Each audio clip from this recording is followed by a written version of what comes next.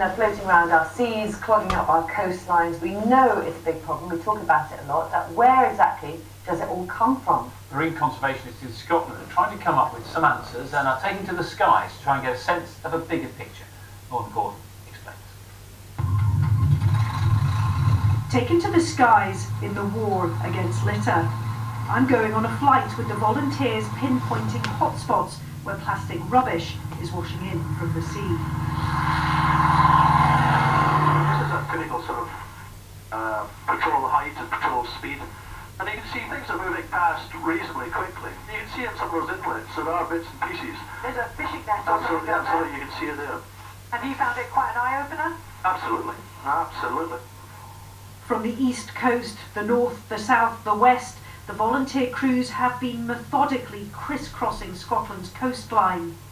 From the air, flying at heights of just a few hundred feet, you get a unique perspective of the plastic rubbish blighting our shores. From beautiful sandy beaches like this one, to more remote rocky inlets hard to reach by foot, thousands of miles of Scotland's coastline are being photographed and surveyed.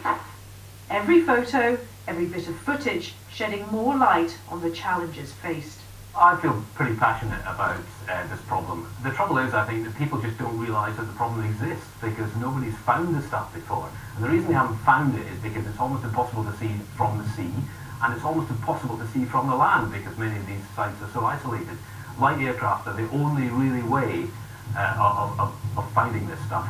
So we've got everything here we've got plastic fish boxes, we've got footballs, we've got... From the air, it looks shocking, but from the ground, it's even worse.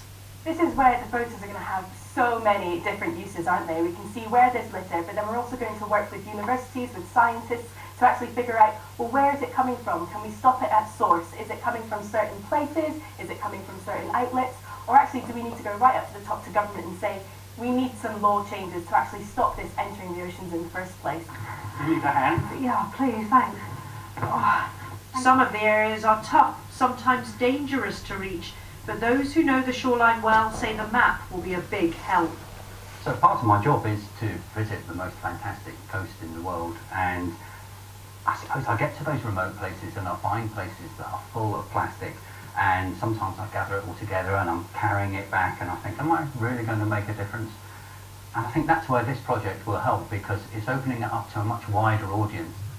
The hope is highlighting where the worst of the waste is washing up will prompt more action to stem the tide of marine litter scarring some parts of Scotland's beautiful coastline. Lorna Gordon, BBC News. Some really shocking pieces of pictures there, and if you want to know more, you can see this map as it develops on the Marine Conservation Society's scrapbook website.